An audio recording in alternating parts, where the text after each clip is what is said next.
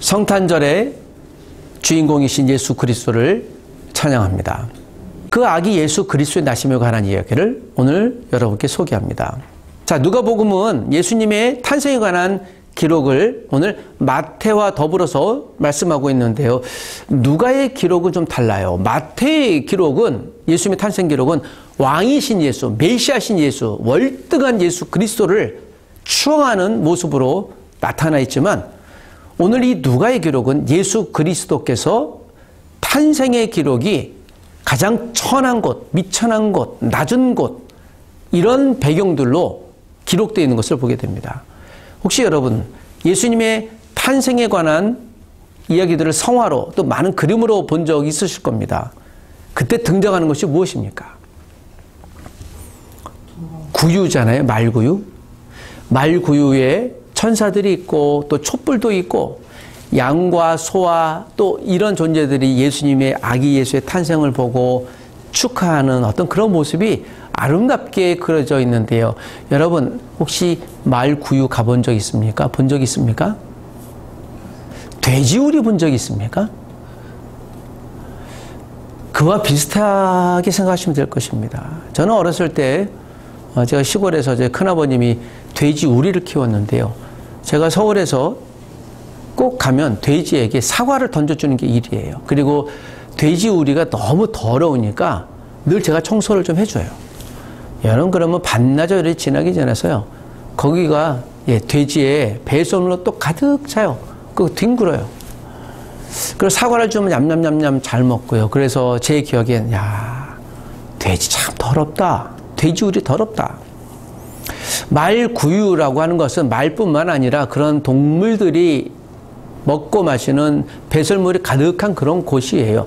그러니까 말구유는 말의 음식, 밥상이 있는 그릇을 의미합니다. 예수님이 거기에 누워졌습니다.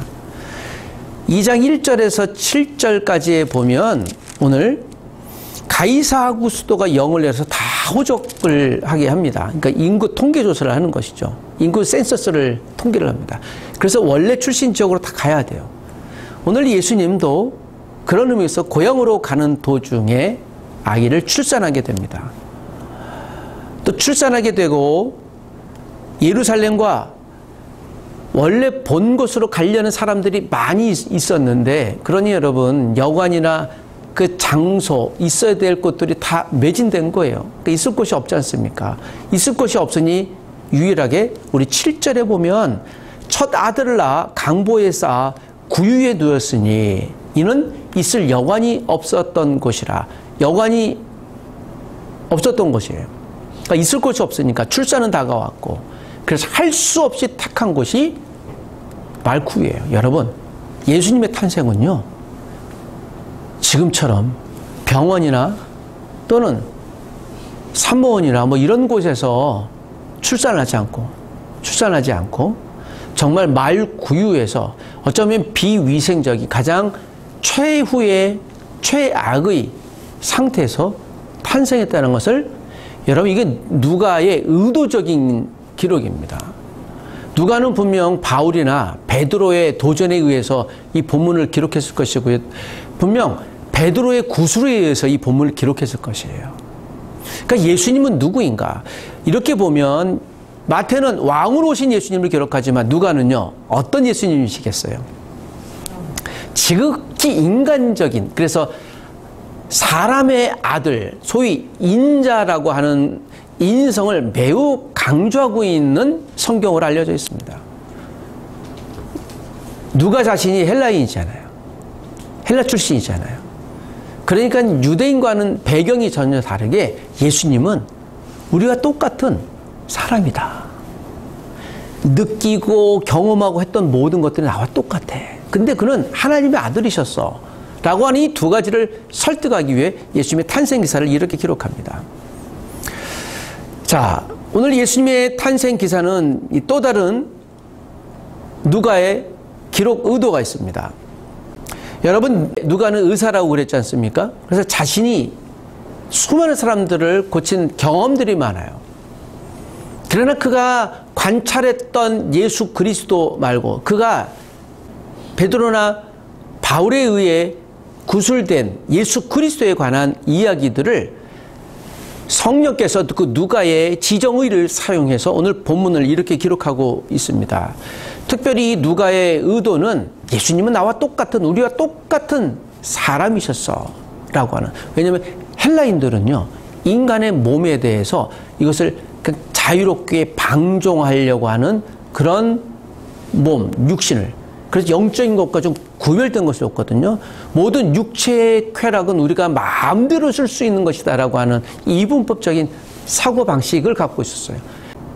인간의 육체는 도구에 불과하지 않습니다. 또 쾌락의 도구로 불과하지 않습니다. 라는 걸 이야기하는데요. 오늘 예수님의 탄생, 인간 예수, 즉 우리가 그런 몸이 아니라는 거, 하나님의 거룩한 몸이라는 것이죠. 누가는 자신의 경험에 의해, 경험에 따라 본문을 기록하지 않았습니다. 자, 오늘 8절, 9절 보니 어떤 사람들이 등장합니다. 저는 오늘 이 본문에서 등장인물에 여러분들이 주의 깊게 관찰해 주시길 부탁드립니다. 여러분 8절, 9절을 한번 읽어보십시다. 시작. 그 지역에 목자들이 밤에 밖에서 자기 양떼를 지키더니 주의 사자가 곁에 서고 주의 영광이 그들을 두루 비춤에 크게 무서워하는지라. 여러분 그 지역에 목자들이 등장합니다. 7절에 예수님이 강보에 쌓여 말의 구유에 쌓여 지금 출산을 했는데요. 제일 먼저 그 예수님을 보러 온 사람들이 누굽니까? 예, 동방의 박사들도 아니고요. 누구예요? 목자들이에요. 여러분 왜 목자들이 등장했을까요? 목자들의 직업군은요 이 당시 가장 천하게 여기는 직업군으로 여겨졌습니다. 여러분 그러니까요 밤새 잠을 자지 않고 목자들이 무엇을 했어요? 양떼를 지키고 있었던 거죠. 여러분 밤에 밤새도록 잠을 자지 않고 하는 직업, 요새도 여러분 그런 직업들이 있지 않습니까? 제가 청년이었을 때 육체 노동을 하는데요. 이제 현장 용어로 이제 노가다라고 하는데 아침 9시부터 저녁 6시까지 하면 45,000원을 받았습니다. 그런데 저녁 10시부터 그 다음날 6시까지 하면 15만 원을 받았어요. 그걸 한번 하고 나면요. 그 다음날 뭐 회랑회랑해서 그만큼 강도가 세고 또 아무나 하려고 하지 않은 그런 일이죠. 예나 지금이나 여러분 밤새워서 하는 직업군들이 주로 그러합니다. 험하고 좀 거칩니다. 그러니까 목자들이요 밤을 새워서 양떼를 지켜야 하니 이 당시 목동들의 직업군요 굉장히 천박한 직업으로 인정받았던 사람. 그래서 목자들도 그렇게 취급받았습니다. 예, 여러분 왜 누가는 제일 먼저 예수님의 탄생을 보기 위해 경배하기 위해 온 사람들을 목자로 등장시켰을까요? 의도적인 거예요. 예수님은 가장 풍요롭고 부유한 이 땅의 왕으로 오셨지만 The King of the World, 세상의 그 왕으로 오셨지만 그 왕의 권리를 누리고 사람들을 부리는 왕이 아니라 섬기는 왕, 봉사의 왕, 우리를 위하여 십자가에 죽기 위해 오신 바로 그 메시아로서 이 땅에 오셨다는 것을 목자들을 통해 증명하고 싶었던 것입니다. 즉 겸손의 왕인 것이죠. 여러분 우리는 경험 따라 살려고 하는 경향이 많습니다. 여러분이 또 새로운 한 해 기도 제목을 낼 때 작년에 있었던 올해 내 경험에 의해 다음에 무엇인가 하려는 기도 제목들이 많죠. 그리고 우리가 많은 경험을 쌓으면 그 경험이 우리에게 유익되지 않습니까? 여러분 올해는 혹시 어떤 경험을 쌓으셨습니까? 우리는 경험에 따라 삽니다. 그래서 그 경험을 징검다리 삼아서 더 성장하고 또 높은 데로 올라가려고 합니다. 경험은 참 좋은 것인데요. 여러분 화면에 보이시는 저것은 수유리 뒷산에 있는 제 기도 처소 바로 앞에 있는 장소입니다. 혹시 무엇이 보이십니까? 나무도 보이시고요. 그래서 제가 저 두 나무를 잡고 한번 뽑아보려고 했어요. 이 나무를 잡고 뽑으면 내 기도 응답이 되리라. 이전에는 우리 믿음의 선배들 7, 80년대 저 북한산에 올라가서 큰 나무 뿌리 놓고 막 흔들면서 하다 보면 나무 뿌리 뽑힐 정도로. 그래서 나무 뿌리 몇 개나 뽑아봤어. 뭐 이런 식으로 기도 많이 했냐고 하는 것을 재미있게 이야기하기도 하는데 실제로 그러하셨다고 합니다. 여러분 제가 해봤더니요. 나무 뿌리부터가 팔만 긁히고요. 안 뽑힙니다. 여러분. 제가 저 두 나무는 저 이제 오랜 기도 장소입니다. 2008년부터 했던 뽑히지 않아요. 근데 여러분 저 뽑히지 않는 이유를 제가 여기서 발견했습니다. 저 나무 뿌리 보십시오. 보이시나요? 제가 좀 더 확대해서 보니까요. 나무 뿌리가 이렇게 나서요. 한 4, 50m 정도 깊이 박혔어요.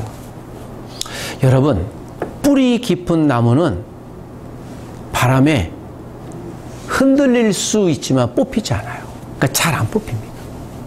제가 이걸 보면서 우리가 갖고 있는 인생의 모든 경험도 중요한데요. 우리는 눈에 보이는 인간적인 경험보다 어떤 믿음의 뿌리를 갖고 있는 건가? 어떤 즉 기준을 갖고 있는 건가?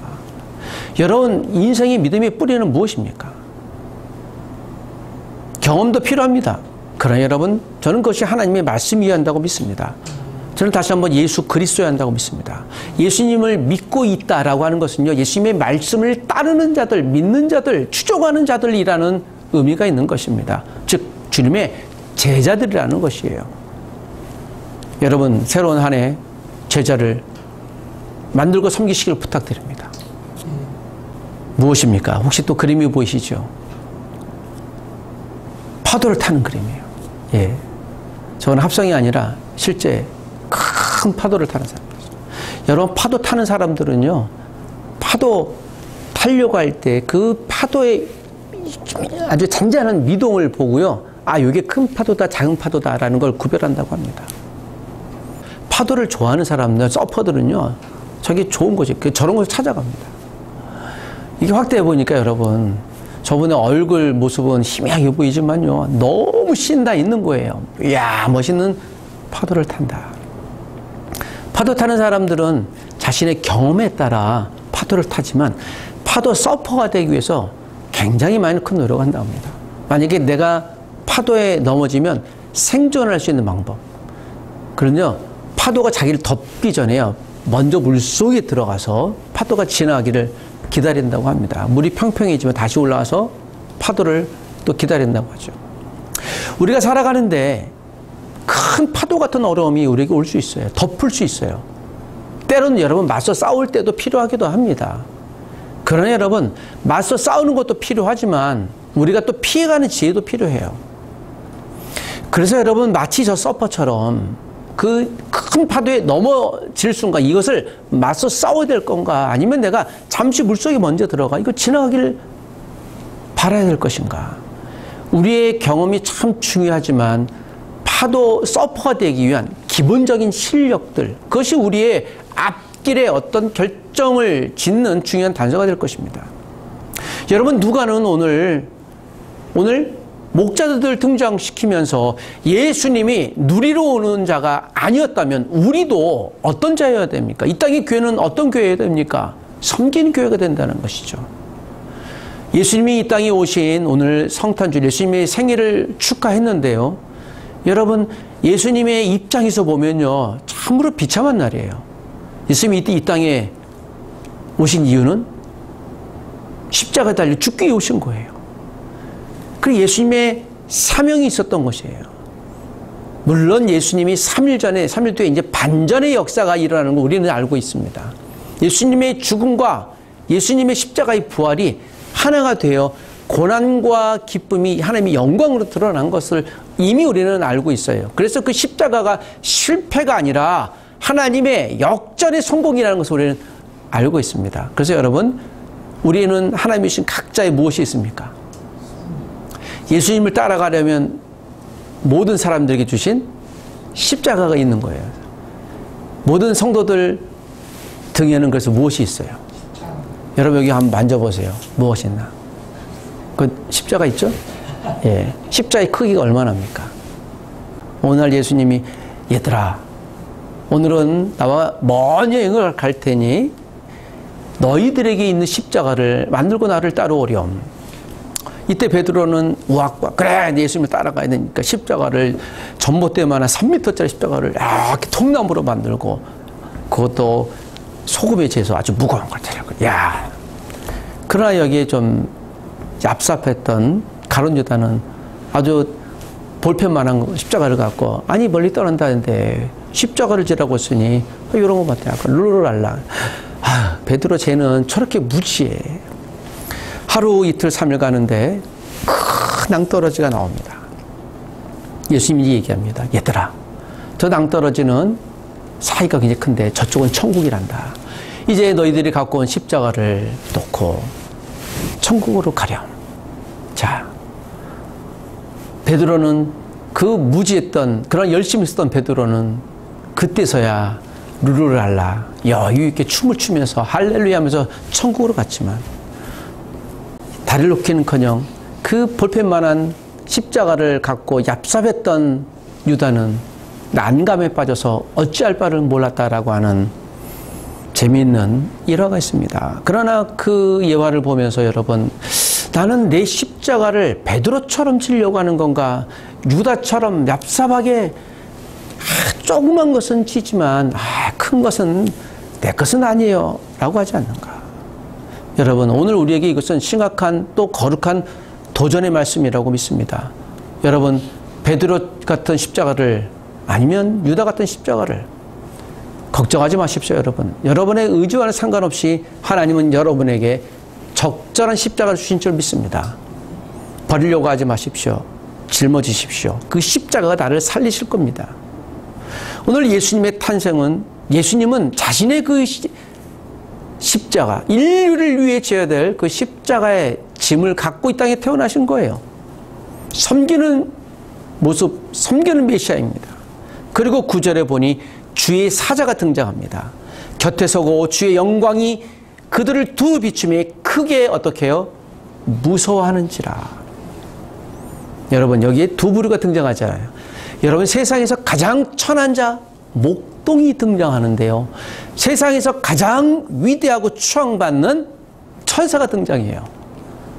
여러분, 이 마국간에 지금 역설과 역설이 등장하는 겁니다. 가장 천박한 사람과 또 최고의 존재가 등장하는 거예요. 무슨 의미일까요? 예수님은 세상에 가장 천한 사람들에게도 필요하신 메시아일 뿐만 아니라 예수님은 천상의 천사까지도 경배하는 인류 온 우주의 왕이다.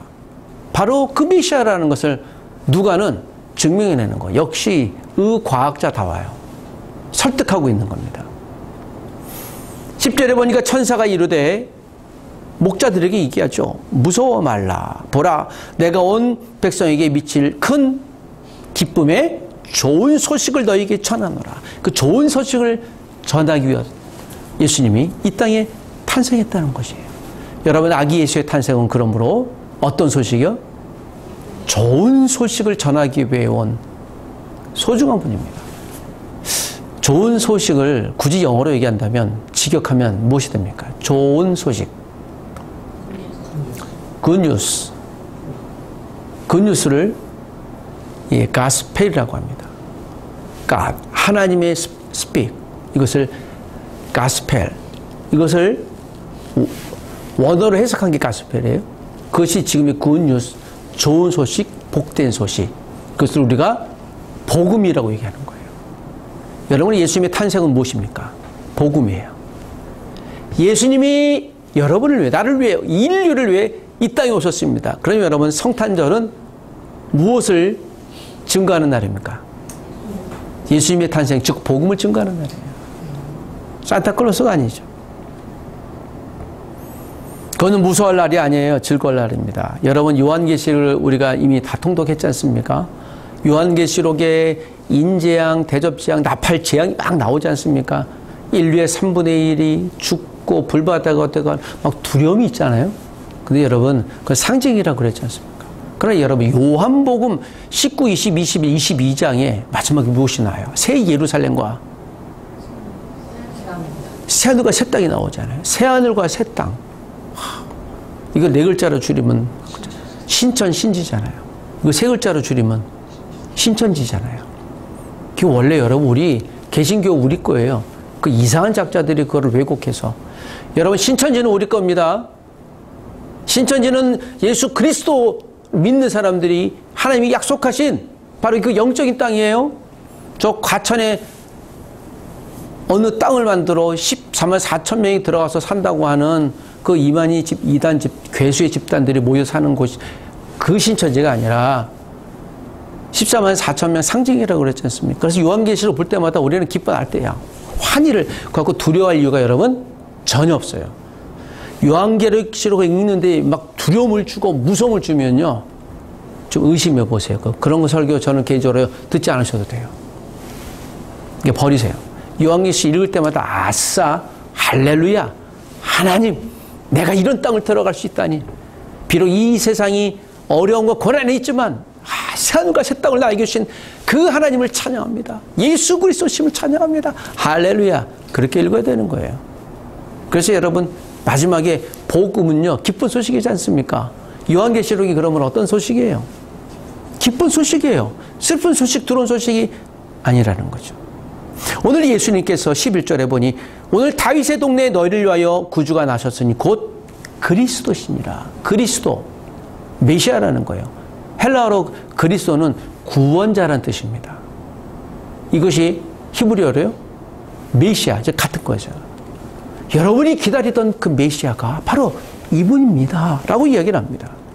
12절에 너희가 가서 강보에 쌓여 구유에 누워 있는 아기를 보리니 이것이 너희에게 표적이니라 하더니 아기 예수의 탄생 자체가 표적이에요. 신비한 거죠. 왜요? 여러분 하나님이 인간으로 오신 것 자체가 표적이 아닙니까? 여러분 혹시 집에 애완견 키우십니까? 너무 애완견을 사랑한 나머지 나도 쟤처럼 돼야지 해서 여러분들이 강아지가 될 수 있어요? 될 수 없는 거예요. 그런데 여러분 우리가 사랑하는 애완견이 아무리 사랑할지라도 내가 그 사랑에 표현을 할 수 있지만 같이 동등함을 들 수가 없는 겁니다.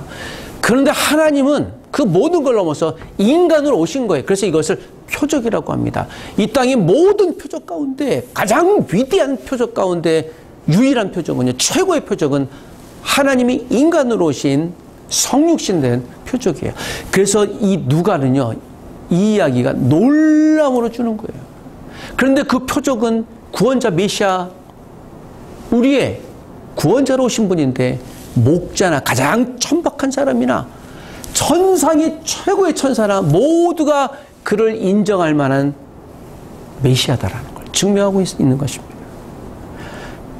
13절에 호련히 수많은 천군이 그 천사들과 함께 하나님을 어떻게 해요? 찬송하며 하나님을 찬송하며 14절에 같이 한번 읽어보십시다. 천사들의 고백이요. 시작. 지극히 높은 곳에서는 하나님께 영광이요 땅에서는 하나님이 기뻐하시는 사람들 중에 평화로다 하니라. 아마 이 말씀 우리가 다 기억할 줄 믿습니다. 지극히 높은 곳에 하늘에서는 하나님께 영광이요 땅에서는 하나님이 기뻐하시는 사람들 중에 평화로다. 여러분 하늘의 일과 땅의 일을 같이 이야기하는 거예요. 예수님의 탄생 기사가 그러한 거예요. 하늘과 땅의 모든 것이 기뻐할 만한 영광받을 만한 바로 그 일이라는 거예요. 여러분 그러므로 오늘 또 성탄절을 맞이할 때 성탄 이브를 맞이할 때 오늘 예수 그리스도의 나심을 증거하는 전도의 날이 되실 주 이름으로 부탁드립니다. 전 세계에서 가장 많이 와인 매출이 일어나는 날이 24일이라고 하지 않습니까? 매년 신기록을 쌓는다고 하지 않습니까? 그날은 술 먹고 연인과 함께 사랑을 고백하는 날이 아니라 여러분 우리는 그리스도인이라면 그때 그들에게 전하셔야 됩니다. 오늘은 예수 그리스도를 우리가 기억했으면 좋겠습니다. 친척들에게요 또는 친구들에게 회사 동료들에게 자 오늘 성탄 입으니까 회식하자 곰곰이 생각해 보십시오. 저는 인간적인 회식도 중요한데요 그것이 아니라 예수 그리스도를 증거하는 우리가 되는 거예요. 회식할 때 손 들고 기억하시죠. 제가 할 말이 있습니다. 오늘은 예수 그리스도의 나심의 전날입니다. 예수 그리스도의 우리를 십자가에 죽고 부활하신 그 날입니다. 여러분 예수 그리스도를 믿어 영원한 천국에 갈 수 있을 줄 믿습니다. 여러분 예수 그리스도를 믿게 되길 주의 이름으로 소원합니다. 하나님 여러분을 사랑하십니다. 회식하는데 다들 술 취해 있고 뻗어갈지라도 쟤 왜 저래? 라는 소리를 들을지라도 여러분 일생일대에 한 번은 주님을 전하다가 미쳤다는 소리를 한번 들어보는 것도 얼마나 감사하겠습니까? 진짜 미치지는 마시되. 그렇다고 제가 이것을 추천하는 건 아니에요. 믿음으로 가는 길은 어떤 길입니까? 누가는 자신의 경험으로 살아왔었지만 그가 예수를 믿고 나서 이제 믿음으로 하는 삶, 믿음으로 사는 삶, 믿음의 선교사로 살았어요. 오늘 본문을 기록할 때도 자신이 갖고 있던 지혜와 총명으로 기록하지 않고 오늘 베드로가 바울이 얘기했던 그 말씀을 빗대어 성령께서 주시는 말씀에 의탁하여 믿음으로 본문을 기록하고 있는 것을 보게 됩니다. 여러분, 예수님을 믿음으로 사는 바로 그 삶이 그리스도인으로 사는 삶, 사는 길입니다. 여러분, 그리스도인의 길을 혹시 가고 계십니까? 오늘 우리 예수 그리스도의 탄생을 여러분께 소개합니다. 1년 중에 여러분, 오늘이 가장 기쁜 하나님의 축복된 날이 되시길 원합니다. 성탄절의 연휴가 많습니다. 오늘 오후엔 제가 성탄절의 연휴에 대해서 여러분께 잠깐 설명을 해드리려고 합니다. 종교개혁자들은요, 성탄절 안 지켰어요. 왜냐하면 주일보다 위대한 날이 뭐가 있냐. 예, 다른 성탄절에 대한 의미를 그렇게 두지 않았습니다. 성탄절 때 예배하고 추억하는 건, 설교하는 건 괜찮지만 굳이 그게 필요해? 왜요? 우리에게 가장 축복되고 중요한 날은 주일이잖아요. 그 주일이 여러분 최고예요. 네. 그래서 지키진 않았는데 미국에서 1800년대 한국에서는 한국전쟁 이후에 한국 교회가 이걸 좀 지켰으면 좋겠다는 전통에 따라 지키기도 합니다. 물론 여러분 예수님의 탄생을 축복하고 기리는 건 매우 중요한 일입니다. 아름다운 일이에요. 그래서 성탄절 논쟁 같은 거 12월 25일인지 몰라요. 아무도 몰라요. 대략적인 연대를 추정하면 한 4월, 5월 정도로 보긴 합니다. 로마가 태양 우상을 섬기는 그 날이었다가 예수를 공인하고 나서 오늘 그날을 바꿔서, 즉 태양신을 섬기는 날을 바꿔서 주일로 바꿨습니다. 사실요, 원래 주일이었어요. 안식구 첫날이었기 때문에. 근데 로마가 섬겼던 그 태양신을 섬기는 날을 그들이 예수를 믿게 되고 공인하게 되자 이 날을 우리가 기억하고 특별히 주일뿐만 아니라 또 성탄절도 그런 의미로서 지키려는 경향성을 갖고 있었던 거죠. 여러분, 그런데 생각해 보십시오. 오늘도 우리가 이 땅에 살면서 주일보다 가장 위대하고 중요한 날이 무엇이 있겠습니까? 그래서 여러분, 오늘이 중요한 날이에요. 그 주일은 축복된 날입니다. 주일이요, 올 때마다 셀러브레이션이에요. 그래서 여러분, 우리는 주일을 무엇해요? 지킨다고 그러잖아요. 유일하게 지키는 날이에요. 주일을요. 말씀을 정리하십시다. 여러분, 오늘도 그리스도인으로 살아가는 삶은 어떤 삶입니까? 예수 그리스도께서 이 땅에 구유에 가장 천박한 곳에 오셨고 가장 천한 사람들, 목자들에게도 나타나셨으며 가장 위대했던 천사들에게도 나타나 예수님은 낮고 천한 높고 높은 모든 온 우주 인류의 바로 그 메시아라는 것을 우리에게 증명하고 계십니다. 그리고 이날 예수님은 자신이 지고 가야 할 그 십자가를 아기 예수지만 분명 고민하며 30여 생을 사시고 십자가에 달려 죽고 부활하셔서 우리에게 구원의 길로 은혜의 길이 되신 것을 우리가 믿습니다. 오늘 이 성탄절을 기억하십시다. 예수님의 탄생을 기억하십시다. 그리스도인으로 살아간다는 것이 무엇인지를 기억하는 우리가 되시길 원합니다. 오늘도 예수님의 탄생이 오늘 우리에게 기쁨이 되고 복음이 되어 내 주변에 있는 분들에게 예수님이 이 땅에 구원자로 오셨습니다. 여러분, 당신에게 예수님 필요합니다. 예수님의 은혜가 여러분에게 있기를 원합니다. 여러분 복음을 증거하고 전도하는 성탄의 날 성탄 주간이 되시길 주의 이름으로 부탁드립니다. 기도하십시다.